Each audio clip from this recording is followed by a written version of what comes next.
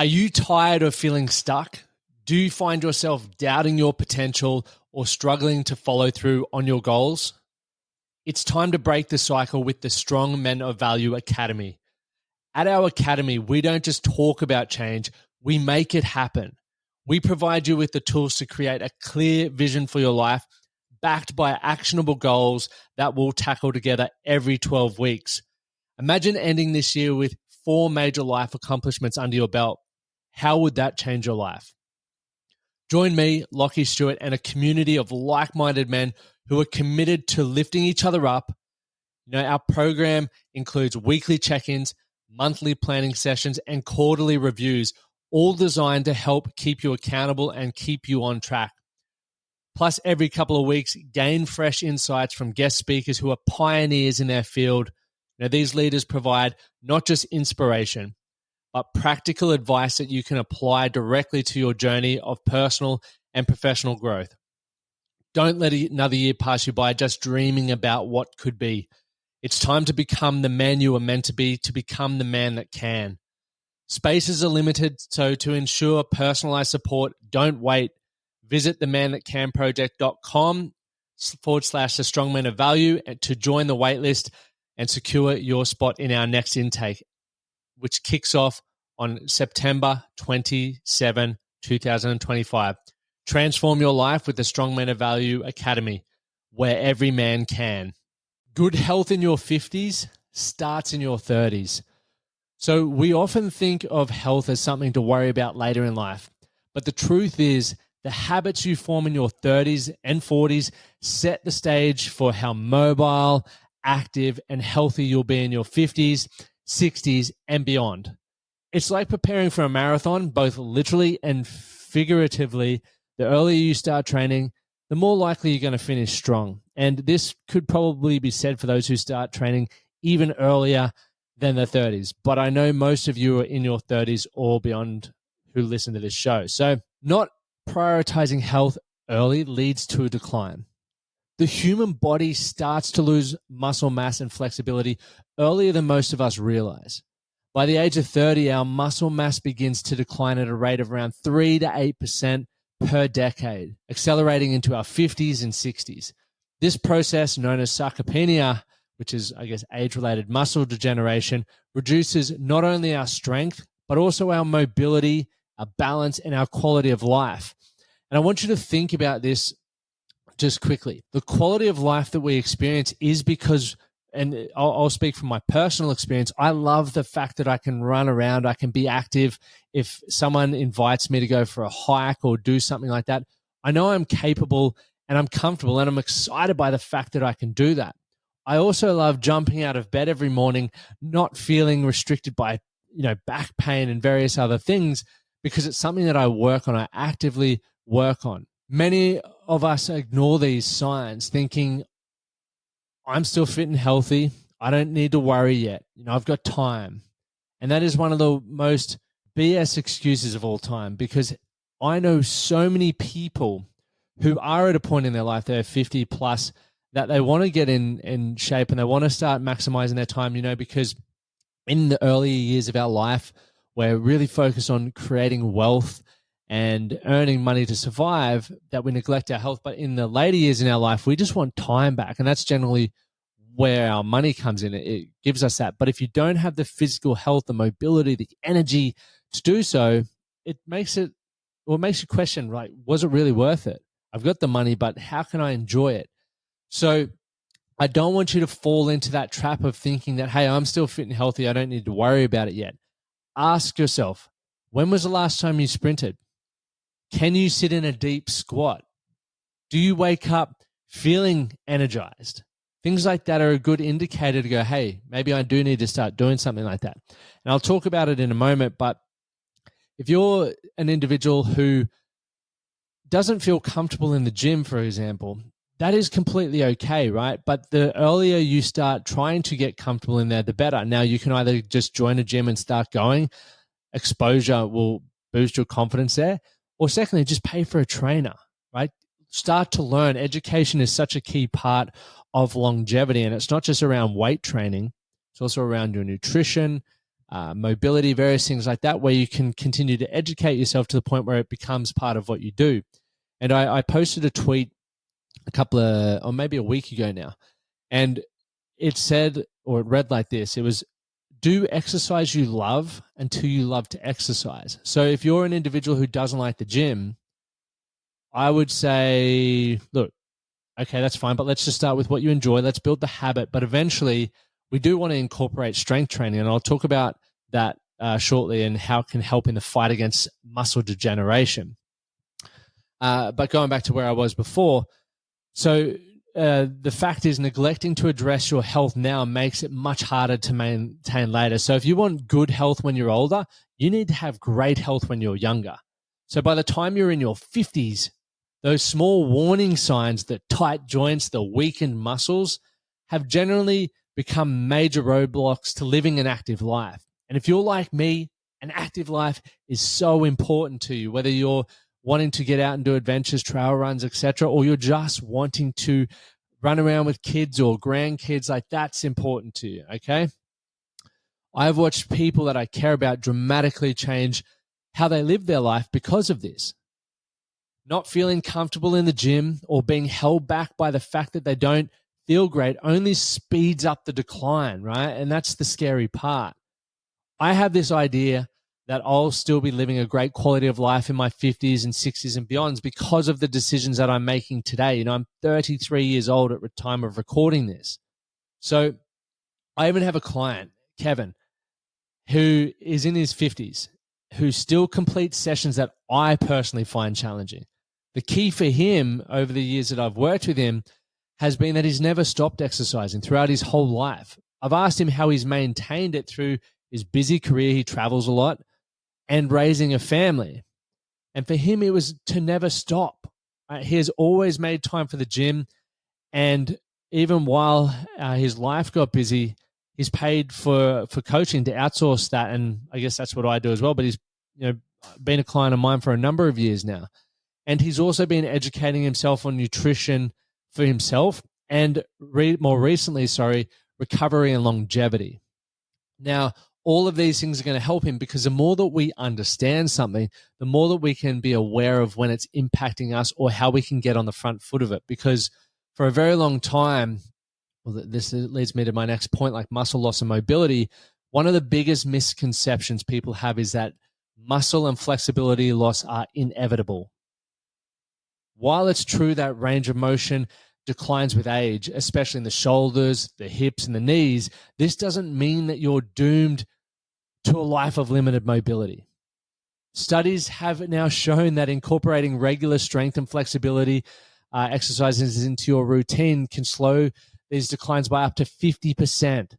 50%, guys.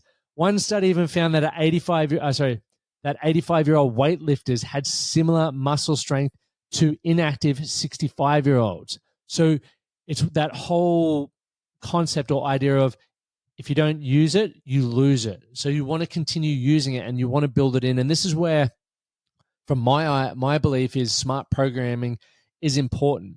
Now, all of us have different ideas of what great health is. All of us have different health goals. For me, right now, training for 58 marathons, it consumes a lot of my life. So I wouldn't suggest my training schedule for 99.9% of people. But prior to this, I was training for health. So within the hour that I was allocating to strength training or running, I would also allocate around 10 minutes to mobility and stretching. And I also then would give you a breakdown of my training week.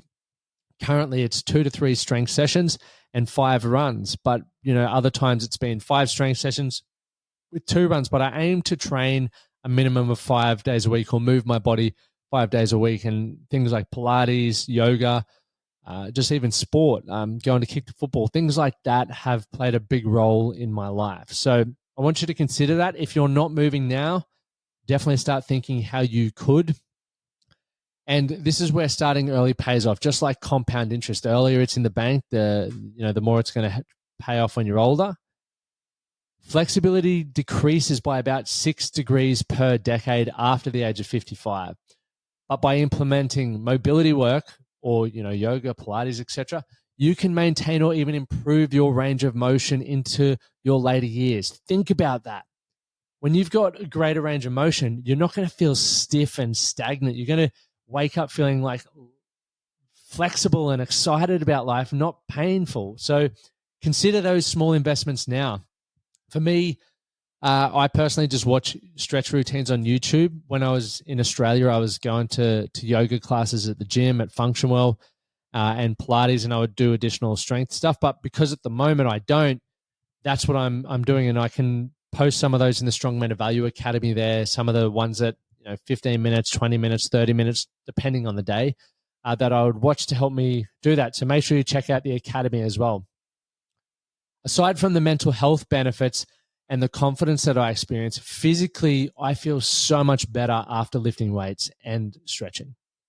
I notice when I miss a few sessions, like I have the last couple of weeks while we've been traveling, I feel stiff in my joints, like my hips, and I'm not a fan of it. Not a fan at all. And I'm imagining that many of you can relate to that. You feel tight in the lower back, the hips, the hamstrings. As I mentioned with my routine, find out what routine works for you. I personally am a huge believer in moving as much as possible.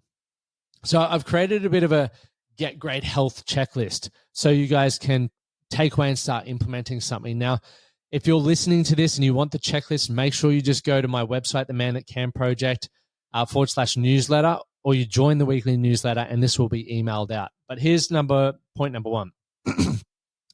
Follow an exercise plan that includes strength training. I see so many runners who have really poor posture because they don't strength train. They got the flat bums and probably achy knees and sore backs. Running is great. I'm a big fan of running, but I also know the importance of strength training. So twice a week is key to preserving or even building muscle mass. Focus on compound movements like your squats, your deadlifts, your lunges. I personally love squats now. Used to avoid it like the plague, but now love squats. And resistance training also improves your joint flexibility by strengthening the muscles around them, giving you greater range of motion. Also helps with your ligaments. Point two, incorporate flexibility and mobility work. Right? Flexibility exercises such as yoga or dynamic stretches should be a part of your weekly routine. These movements increase blood flow to the muscles and improve your joint flexibility. Even just 10 minutes of stretching after a workout can help maintain your range of motion, right? Everyone's different, and so I would trust that you know what feels tight. A simple thing that you can take away right now, jump on Google or jump on YouTube. I love YouTube. Jump on YouTube and just type in stretch routine for a tight back, or 20-minute or 10-minute, however much time you've got. I guarantee you there's going to be a video on that, and just watch that. And if you feel value comes from it, save the video, and you might put in your calendar 2 to 3 times a week, watch this video and just save the link there in your calendar. So all you got to do is click on it when you're reminded and you're good to go, right? Remove the limitations or the reasons why you're not going to get it done. Okay, remove the friction. And the third point, annual health checkups. I am still only considered young for annual health checkups, but I believe in establishing baselines because the more data you have, the better you can see whether things are improving or declining, right? Black or white, super simple. So staying on top of our health through regular blood work can help you track key markers like vitamin D, testosterone, and inflammation levels. And I do the Well-Man check. So if you're watching along, I'll put the link in the show notes there. Once again, it's not sponsored. It's just the one for me. I got it done last year, and I'm going to get it when I'm heading back to Australia next week. And it gives you a virtual dashboard with your data, and it will say this is what's generally considered healthy. Here you are. And if you're not within the ranges, it'll give you some tips on things that you can do. So I think that's helpful because when I'm 50, I want to say, hey, this is where my markers when I was, started getting tested at 32. So I think that's super important. And they give you insights on how your body is functioning and what areas need more attention, right? Simple blood tests can highlight deficiencies that might be contributing to muscle loss or fatigue, right? Super simple one. So those three again: exercise plan that includes strength training, incorporate flexibility and mobility, and then your annual health checkups, blood work personally. So it's pretty cool to see. And now that I have a baseline for my levels, I'm actually excited to see where I'm at 12 months later and if things are improving or declining. And then, as much as I don't want things to decline, if they are, I can get on top of it early. And that's a huge thing. I used to put my head in the sand around health, but I think it is paramount to stay on top of these things. So I know most of us want to live a better life now and also later. So how do we balance the dance between like enjoying now and benefiting from it in a decade or two later? And some things to think about, and there's a reason why athletes talk so much about playing the long game. The benefit of focusing on health now is exponential. You're not just preserving your physical abilities, but you're actively creating a better quality of life. Here are some of the biggest wins from staying consistent with your health. Number one, improved cognitive function. We all know the power of the mind. You hear it a lot with mindset talks. So the improved cognitive function from physical exercise is only going to elevate you in all areas of your life, right? There is a strong connection between muscle mass and brain health. I get jacked. We often see people with lots of muscles and think they're a bloody drongo, but maybe they're onto something. Exercise releases chemicals that protect the brain, reducing the risk of cognitive decline and diseases like Alzheimer's, right? Alzheimer's is growing at a rapid rate, and to be honest, it's scary. And I am doing all that I personally can to make sure that I'm healthy as possible. I'm even like using brain training apps to keep my brain and thoughts witty there because of that. Point two, reduce risk of chronic illness. So by maintaining muscle mass and flexibility, you lower your risk of developing chronic conditions like osteoporosis, heart disease, and diabetes. Strength training improves bone density, reducing your chances of fractures, right? Get around that. You always hear of elderly people having fractures. So once again, keep moving. Like a simple one is really think about, when was the last time you actually sprinted? We did it a lot as kids. Most adults won't do it after the age of 30.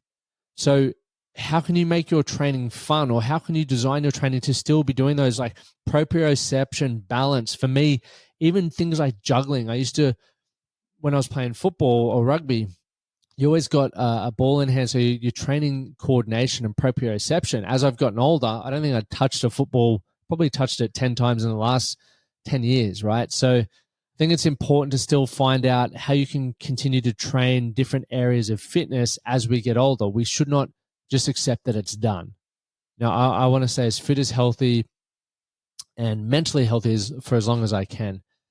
And the final one is just a more active lifestyle, right? When you're looking after your health, you can do more.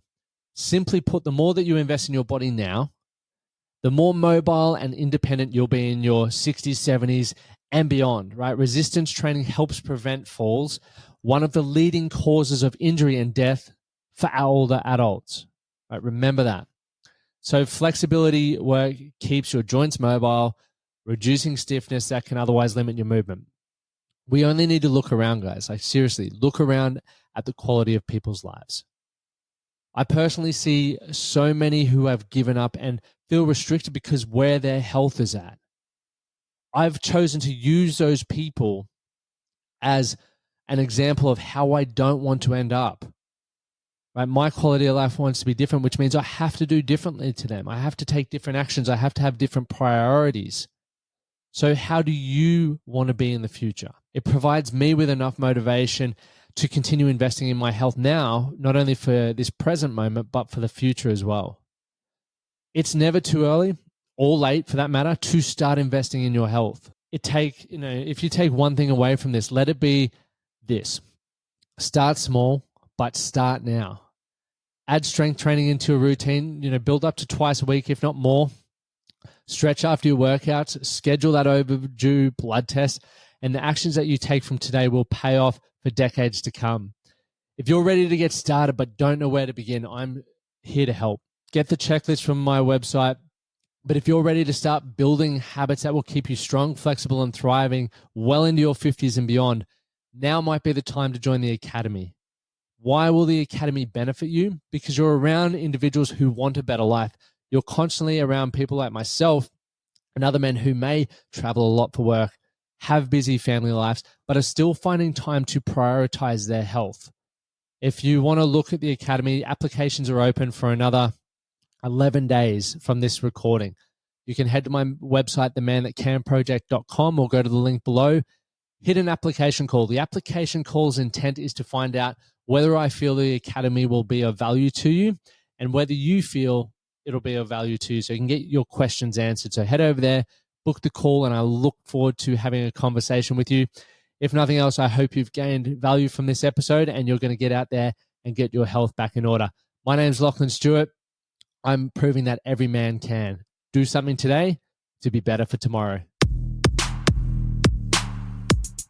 Thank you for listening to the Man That Can Project podcast. My name is Lachie Stuart, and I hope you enjoyed this episode and found it helpful. If you did, please take a moment to rate and review the Man That Can Project on your favorite podcast platform.